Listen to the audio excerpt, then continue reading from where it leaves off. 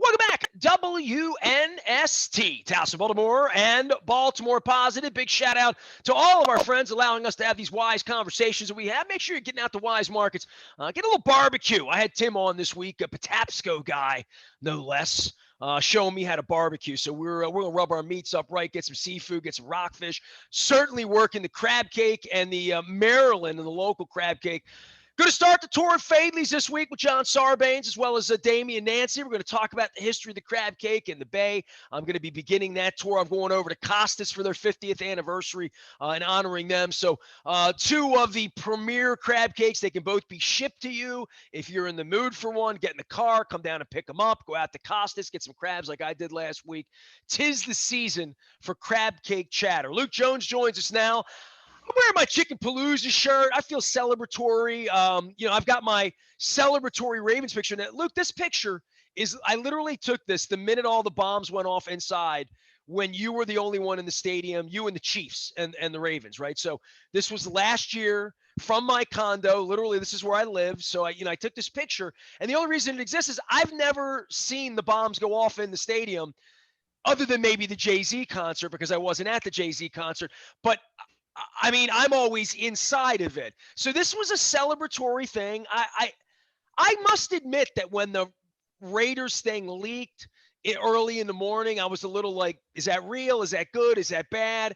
I embrace the Ravens schedule, bro. You know me. I attack it with the enthusiasm unknown to mankind when it comes to, are we going to have a pool party in Vegas? How are we getting to Detroit? What are we thinking about in Chicago? Look at that Denver trip.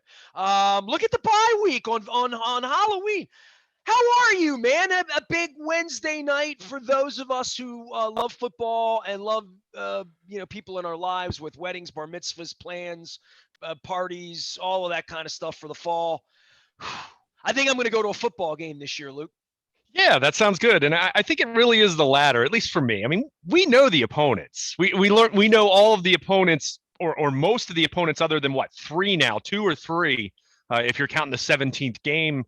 I'm not exactly sure how that formula is going to work moving forward, but we know most of the opponents ahead of time, years ahead of time. But for anyone who both loves football but also prioritizes other things in their lives as well, it gives you context, right? It gives you a framework for what the fall is going to look like. Yeah, there are a few other things. Sure. Yeah. Well, you know what's funny? When the schedule came out, everybody's hitting me about trips and stuff like that, and I am. When all the fake schedules are coming out during the day, I'm like, the Lions and the, and the Tigers are both playing at the same time. So I started to look at different things like that. And I looked at, whether concerts would exist. Are you a Bill Burr fan, comedian? You love comedy, right? Bill Burr? Yeah, sure. He's playing Red Rocks the weekend the Ravens are in. Like, those are the kinds of things I'm looking at around these things. And is Vegas going to be open? Oh my God, Vegas is expensive. Not just the tickets to the game. I mean, they're opening their stadium. They're welcoming a franchise on the back end of a pandemic. It's not just any franchise. It's a worldwide franchise like the Raiders, where people are going to be flying from everywhere. I mean, Vegas is going to be, to quote a partner, my friend Kenny Mayne, and fuego. I would think the first weekend, but I'm just excited that like the Chiefs game, like I'm starting to think about, oh, I have tickets for that. Like, okay, I guess we'll all be there. Maybe that'll be the first. I talk so much about that beer at Merriweather. Maybe that'll be the first really normal thing that happens will be the Chiefs game. Maybe there'll really be 68,000 people there. The real Patrick Mahomes will be there. The real Lamar Jackson will be there. Maybe that'll be cathartic for all of us who go to football games. I mean, we're all looking for something that feels cathartic beyond, ouch, that hurt. And I've been sick all night. I mean, that's pretty much where all of us have been, right? Yeah, I mean, I think, especially with Kansas City, now we can get into the football side of the timing of that, because I think it's interesting when you talk about the turnover at outside linebacker for the Ravens, talking so much about the lack of a four-man rush and how that's doomed them against Kansas City.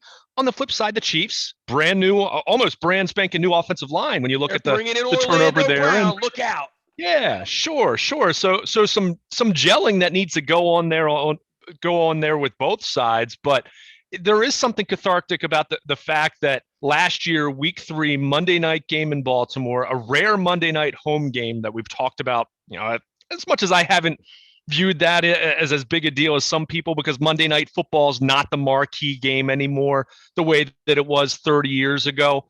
But still, the fact that the Ravens were welcoming the Chiefs in, and it was 250 family members of the Ravens organization there, and that's it. And the atmosphere wasn't what it would be, stating the obvious. And the Ravens got their butts kicked. It looked good, though, didn't it? I mean, look, it looked. Oh, sure. It looked good, and then they kicked off, and it wasn't so good for the Ravens. But I think there's something to be said for the Ravens, but I think more so for the city, for this community, for a game of that magnitude early in the season to be taking place, and for it to be the home opener in a opening month where the Ravens play 3 of their first 4 on the road. Can we that's bring exciting, Keith Urban back especially and have him play to Harbor? Can we do that again or something? Can we cancel the Oriole game that night? I want to go hug someone. I mean, I need a celebration of some kind. So it does feel a little bit like people will be gathered. The lights will be on in Baltimore, especially we beat the Raiders, right? If you beat the Raiders week 1, you come back 1-0. If that happens, right? And that's certainly not a given, right? Kick it off their whole deal. But if you come back, and who did Chiefs play week 1? Who are they going to beat? I think they play the Browns, don't they? Yeah. Okay. I could be wrong on that, but off the top of my head, I thought it was the Browns. Maybe they're 1-0. Maybe the Browns soften them up for us or something, right? Yeah. So I mean, it's exciting, and again, as someone who was at all the home games last season, one of the few who was there for all the home games, it wasn't the same. Did you miss me?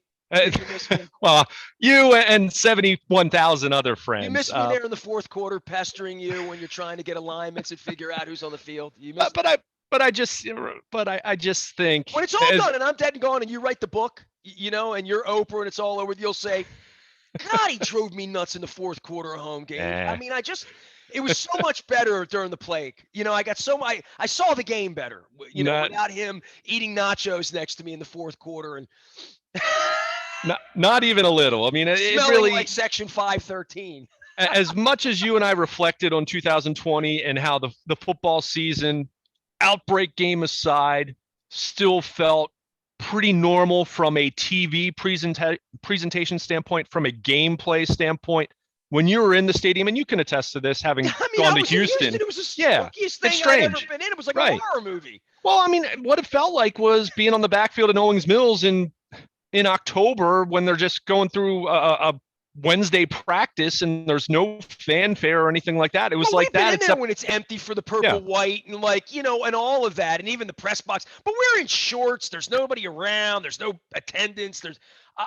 You were behind glass too, right? I mean, in Houston, I was on the moon.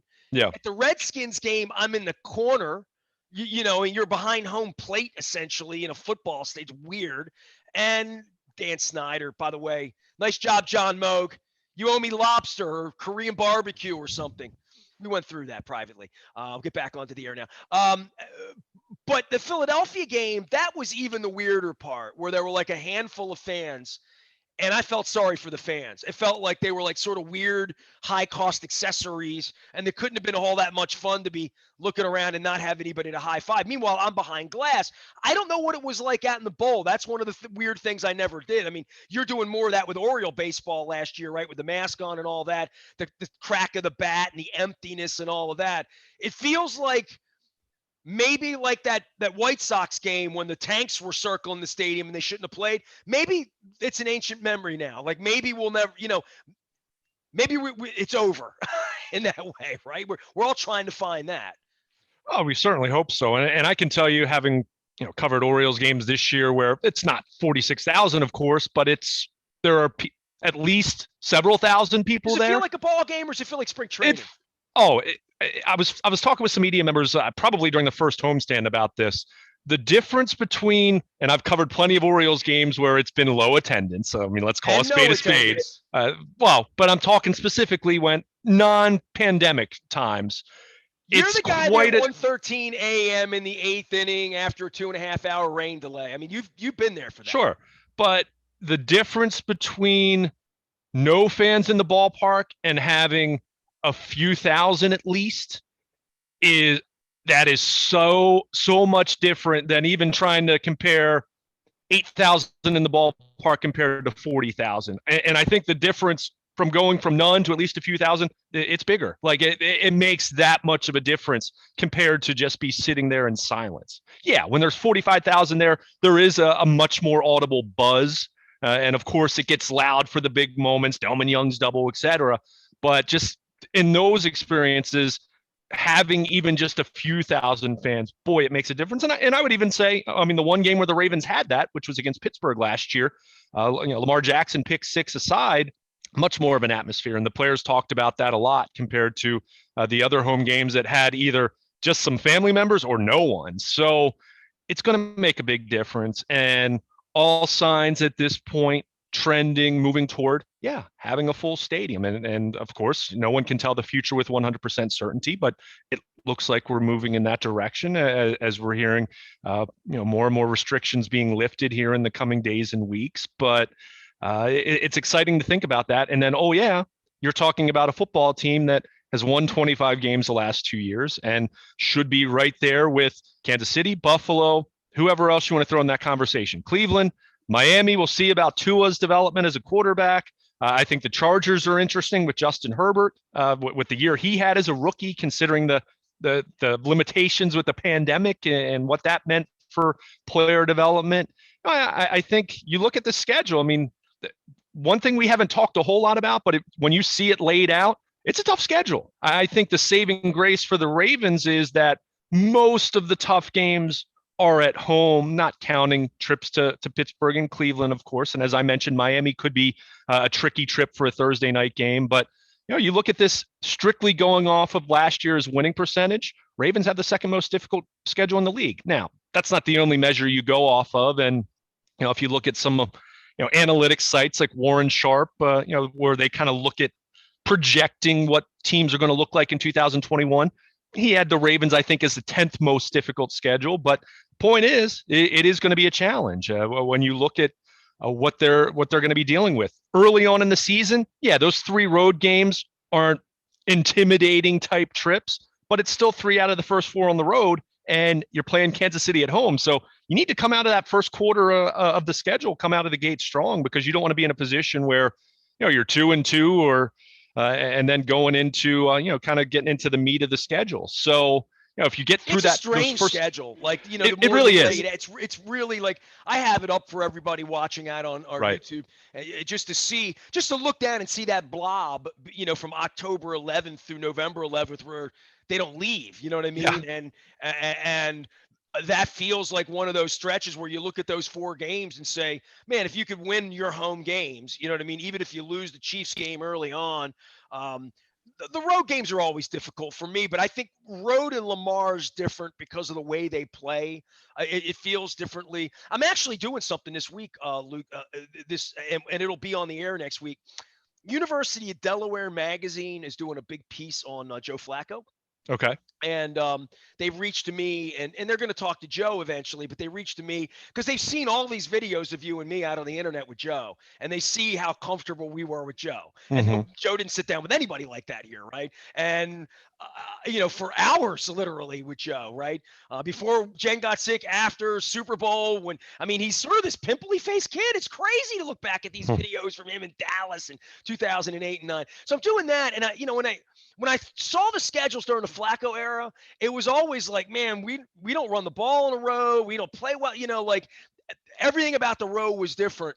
I think it's different when I think of the road now, and I think of Lamar freight training, Eric Weddle and that punk they dealt from Jacksonville, mouthing off at the end of the game, like after losing 51-7 or whatever. I think about breaking ankles in Cincinnati a couple of years. I think about these road highlights of Lamar, and I think, they didn't lose because they were in Buffalo. They lost because they didn't play well in Buffalo. But I'm not of the mindset that they can't win on the road, or that I look at Miami or Chicago, I even looked at the Pittsburgh game and I thought late in the day, you know what I thought with Pittsburgh? Because you and I are always together in Pittsburgh. We're eating Mr. Rooney's cookies. I thought, are we going to bus up? We're going to fly up. We'll probably drive up. It's a 4:00 game. Luke and I will get in the car. We'll gas up at Rofo. We'll stop at Breezewood. We'll, get some wings. It's a late game. We'll get up there by 1:00 to watch it. So I'm trying to, in my mind, stage all of these things to figure out where I'm going to be. And that's what Harbaugh does. That's what DeCosta famously says. He looks at the late schedule, right? So if he looks at the late schedule, he's going to be pretty happy playing 3 out of 4 at home, right? And this 18th week where you have a January 9th game, I'm thinking, well, some snow and the Steelers, that might be fun. Then I look and I'm like, every game after Halloween is a flex game. So let's stay with that. So I have no idea when these games are going to be played, but I wonder if that Steelers game will mean anything, or whether the division will mean anything, or whether it'll get flexed to 4:00 because it'll have to be. Yeah, I get excited about the schedule. You know that. And I start calling hotels, and I start thinking, if we did a bust at Detroit, we could stop at the Hall of Fame in Canton, right? So that's the way I think about this stuff. But do you have any travel thoughts about any of this? Because it's weird playing in Detroit. You were in Chicago when the friggin' tornado came 8 years ago. So I guess it dates our relationship now that we've been through 2 cycles of Chicago, right? Right. I mean, I'll say this. Las Vegas, obviously, Ravens fans have never been there for a football game. It's the Raiders opening their new stadium. I mean, that's why I think nobody's going to go to Detroit or Miami. I just think people are going to go all in on Vegas like it's a Super Bowl. I mean, Miami in November, Thursday, you make it a 4-day weekend. I think there's some appeal to that, but you get that great quality of football you'll get on Thursday night too.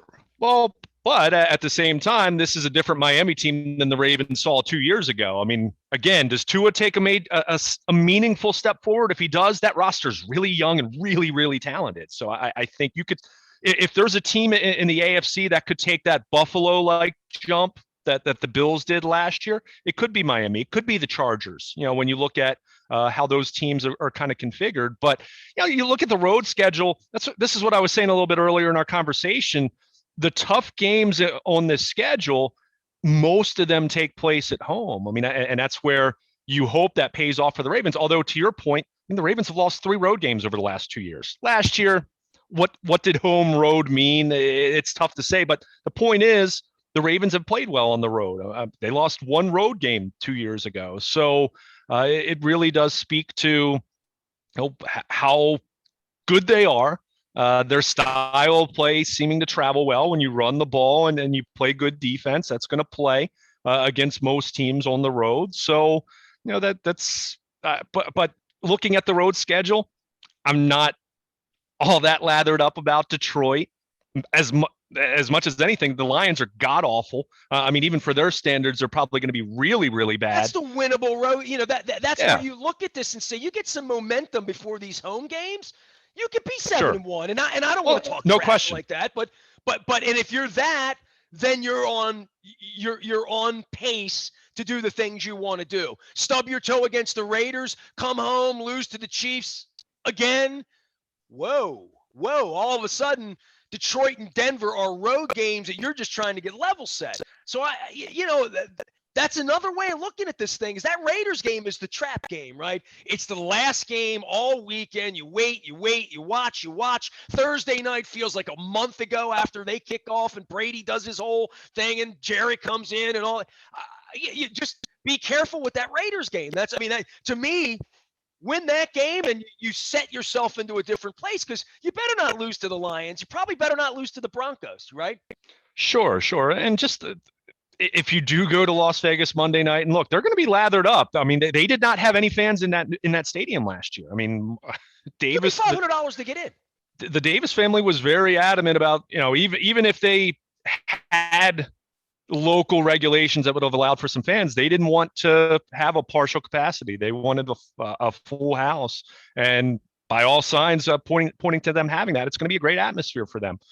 But the idea of, if you go out there and lose and then you come home and you're playing Kansas City, Ravens 3 years in a row, they've lost to the Chiefs. You don't want to be in a position where you're playing a Sunday night primetime game and you're facing the prospects of going 0-2 to start the year. You can recover, of course, but I think you said it, and I totally agree. This schedule lays out nicely for the Ravens to be able to start potentially 6-1, 7-1, something along those lines. And they kind of need to be in that territory because all the AFC North games, other than the Cincinnati game in late October, take place after Thanksgiving. And I think we're all expecting Cleveland to be right there. I think Pittsburgh, it's going to depend on what Ben Roethlisberger looks like, but they still have plenty of talent. So how do you feel about the league stacking these things up at the end? I mean, I don't mind it. I mean, I've always felt like if you're going to play these teams twice, playing them twice within 3 weeks is not ideal. You know what I mean? Like, we play the Browns twice in 3 weeks. It's not ideal for either franchise based on how their quarterback feels in week 11 as to how that's going to turn for their season. It almost feels a little unfair. I mean, if they're going to do it in a balanced way, I think you should see your rivals in the first and fourth quartile. You know what I mean? Like in the beginning and the end. But I know it doesn't work that way, but I'm looking at this backloaded and I'm thinking, if the Ravens are the last one standing with the healthy quarterback, they'll run the table on this. If they're scuffling, they'll get bounced out of the playoffs if they lose 3 out of 4 to the Steelers and the Browns in the last 6 weeks of the season, you know? Yeah, I mean, I think it's just that's why it's so critical for them to play so well early in the season. I think looking at last year's scenario, and of course, the pandemic outbreak, the COVID outbreak was a big part of that, but they had a tough schedule in November, and we talked about the trips to New England and Indy and what they went through there.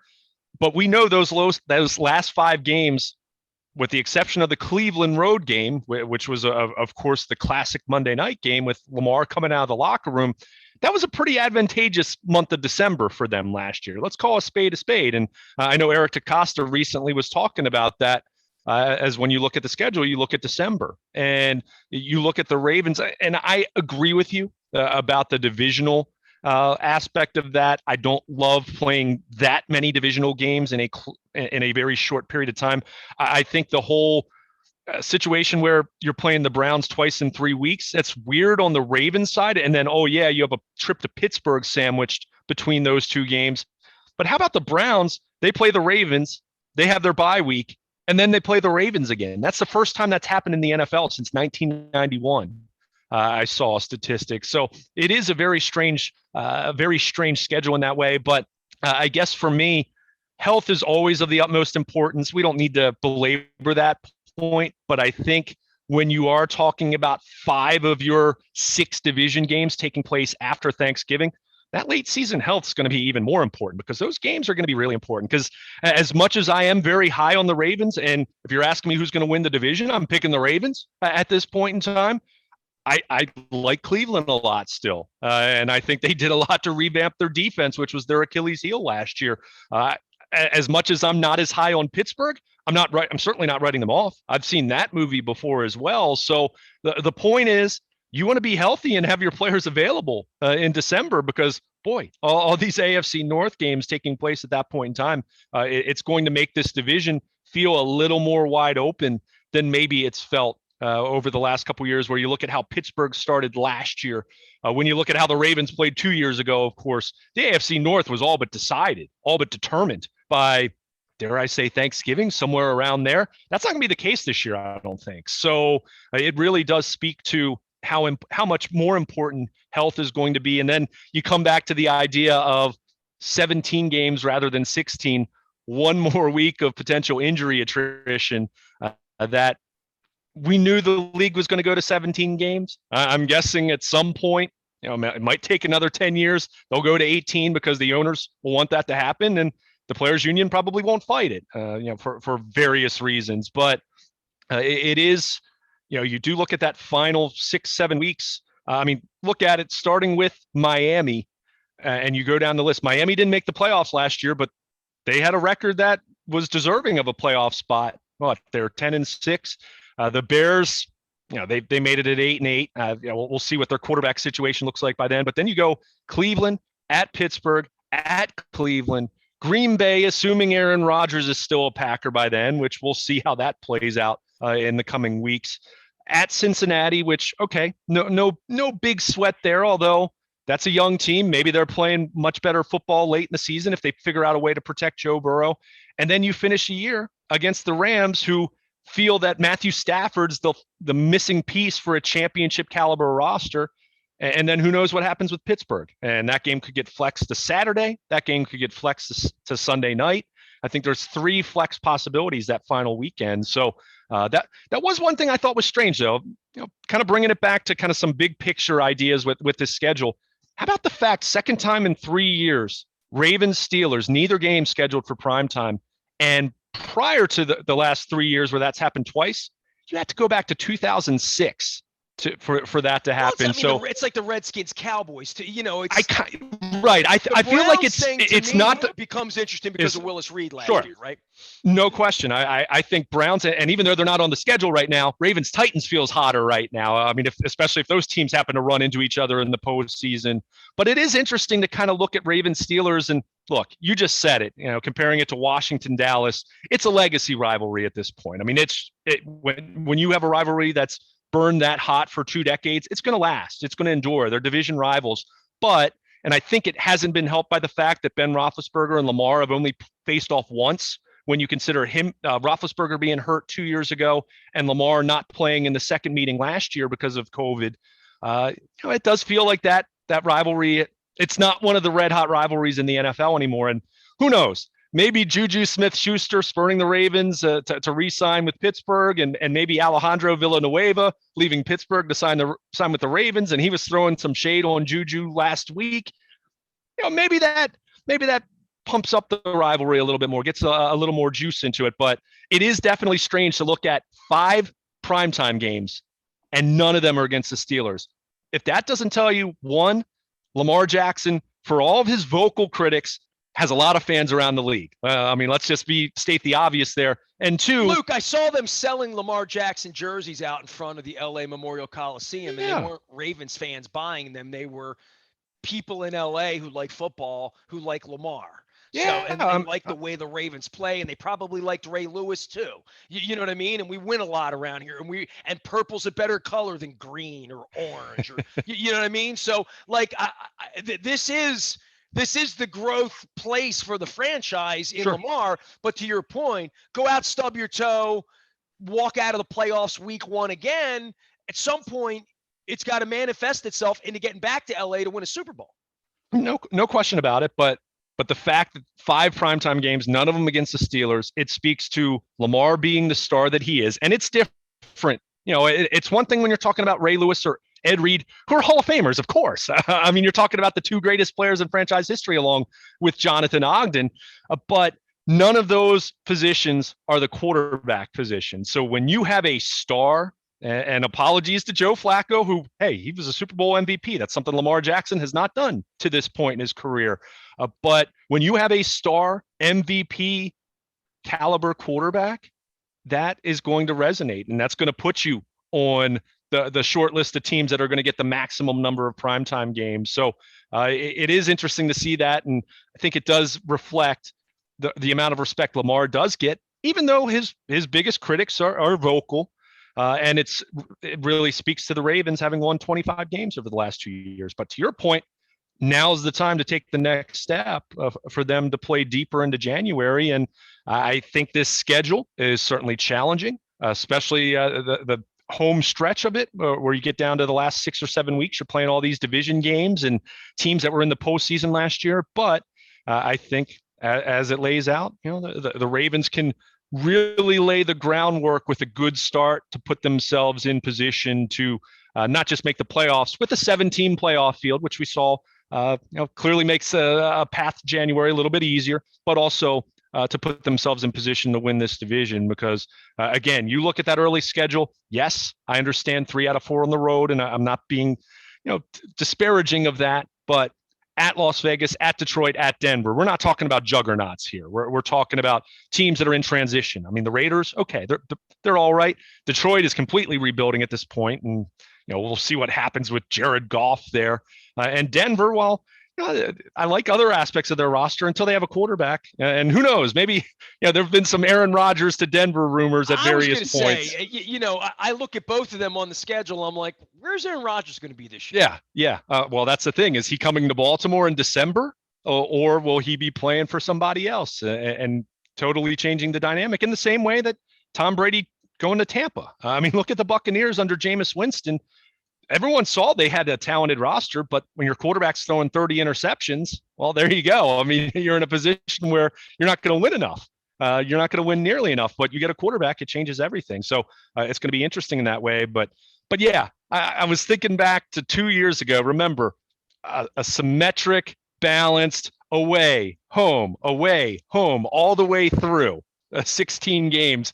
This schedule is nothing like that when you're talking about 3 out of 4 on the road, 4 straight at home, throwing a bye week in the midst of that, and then 4 of the next 5 after that on the road. I mean, it definitely has its stretches where you can get comfortable and unpack the suitcase and leave it unpacked for a while, but some other stretches where you're going to be on the road a lot. So it's going to be interesting to see how this plays out. And I think one of the weirder things about looking at the schedule on Wednesday night was thinking in terms of no longer saying, are they going to go 12-4, 11-5, 13-3? Now it's 13-4, 12-5. It's very strange in that way. I said that last week. I started thinking about that, and I'm like, man, I've been saying that a long time. But I remember when I was a kid, it was 10-4. Oh yeah. You know what I mean, you get used to it. As I said, that part of it, I'll get used to it.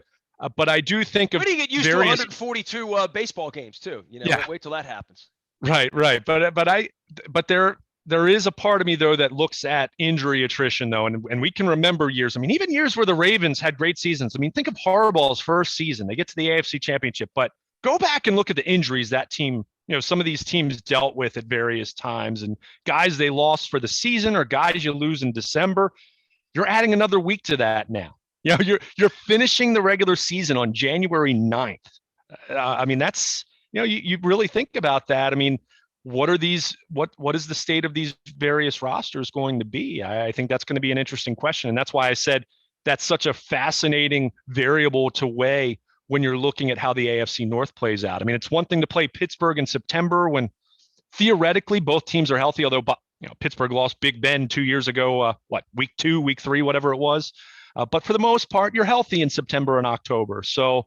What these teams look like in December, it's going to be really fascinating. And I expect this to be a good division race. I still think more Ravens, Browns duking it out, and Pittsburgh maybe a step below them. Cincinnati I'm on the record right now. The Browns won't make the playoffs. I'm going to tell you right now. Look, I'm not crowning them in the way you're hearing some of the national media crown them, but they went 11-5 and won a playoff game just like the Ravens did last year. At some point in time. Oh, believe me, I get enough friends from Cleveland. They tell me. Sure. So it's going to be interesting. They're going to have 9 new starters on defense. So how does that play? Because look at the 2 games they lost to the Ravens last year. The Ravens just throttled them. They scored so many points against Cleveland. That was the one thing the Browns. That was their Achilles heel last year. Their defense. So we'll see. If some of the draft picks they made, some of the signings they made to beef up their defensive line. I don't like them all of a sudden. You know what I mean? Yeah. I used to get on a plane. We go out there. Yeah. We have some fun. We have a few beers. We get some barbecue. We win 34 to whatever. And, sometimes it's a little harder. Sometimes the fourth quarter you get a little nervous or whatever. But I'm still not of the mindset that they've arrived. I've seen their ownership. You know what I mean? I just sure. And I don't think that quarterback's stable. And look, I've had our own issues with our quarterback, thinking like, is this long term? But it's now term, and I'll take my guy against that kid. I will. I'm happy we have Lamar. I'm happy we didn't have the Baker Mayfield thing here and all that. That's okay. I'll live with it. Yeah, I don't disagree with that. I don't dislike Baker Mayfield as much as you, but for me, it's just more so I'm not sure if he's that caliber of quarterback that when you get to the point where you have to pay him, if that's going to work out well for them. So, and I think it's going to be interesting to see how that looks for them the next couple of years. Could they be a team that shocks everyone and trades for Aaron Rodgers? I doubt it. I'm just throwing it out there just to have fun with it. But part of me wants them to be good though over the next few years because Ben Roethlisberger is going to be gone soon. Let's call a spade there. But good, but at the same time, it's not. I want us to be good and dominant. I want to cheat like the Patriots. I want to win multiple rings. I want to have Lamar throw the Lombardi Trophy. But do you want? Go ahead. I understand, but do you want the AFC? Do you want the AFC North to become the AFC East? I don't. There's a long way to go until January. There's quite a journey. Don't wish like good things for the enemy right now. All right. I'm not wishing good things for the enemy. I'm saying you want some rivals though. having 6 division games that would stink every year, like, I want to okay, go 6-0 in the then division. I want it then to you be become complacent like a Patriots fan all those years who didn't care about the regular season, and I've had you're too many long disinterested bus until rides back January. from Pittsburgh and Cincinnati. More I from want good Cincinnati. games, and maybe this is more the reporter in me. I want good games. I want competitive games. I don't want winning by 4 touchdowns every week. I like good games, and again, that's probably more the reporter and leaving more Luke the fan behind. But I want Cleveland to be good because I think Pittsburgh's on the decline at this point. Yeah, man. That's what I'm We've been talking. saying that for 20 years, dude. I said that when Bettis. Oh, but Ben Roethlisberger, right. when Ben Roethlisberger leaves, though, that's the difference. You know, I mean, it's one thing to count him out when Ben's 33, but now he's at a point where he's in his late 30s and doesn't look like he can throw the ball with any zip anymore. Maybe they want Aaron Rodgers. There's something to think about, right? Yeah. As much as I. But I mean, don't laugh hey, when you come back in July. All right, you know, I mean, we'll you look that at would these be games surprising. Here. Dude, that would be surprising. I'll break with this. January 9th, we play the Pittsburgh Steelers. Okay, let's just see where we are then. Okay, let's see where they are and where we are. And if they would be 5-11 by then. No, I don't think they're going to be that bad. I think it's going to be Ravens and Browns duking it out for the division, and I think Pittsburgh's going to be more scratching and clawing for maybe getting that last wild card spot. You can't. That's my early prediction. Yeah. I know, right? Jeff Fisher is so disappointed. You can't be 8-8 or 7-9 anymore. That doesn't work. It's going to be 8-9 or 7-10 or All right, go watch some baseball. You got a nice hat on there. You Donatello, Raphael, Leonardo. What was your guy? Raphael was always my guy. Sarcasm, and I like the color red. I don't know. The mind of 7-year-old Luke Jones. Who knows? I met the real Teenage Mutant Ninja Turtles with you, and it's kind of like meeting the real. And I got a picture, if you remember. It was a big deal. He is Luke Jones. Well, we have wise conversations around here for the most part. I would encourage everyone to round up for Pause for Pets this month. I had Julianne on from Wise. I got my cat up on my lap, taking care of the animals around here and our friends at Wise, as always. And fresh produce, I'll be talking about that next week as well. I am Nestor. We are WNST.net, AM 1570. Taos in Baltimore, and we never stop talking. Baltimore, positive.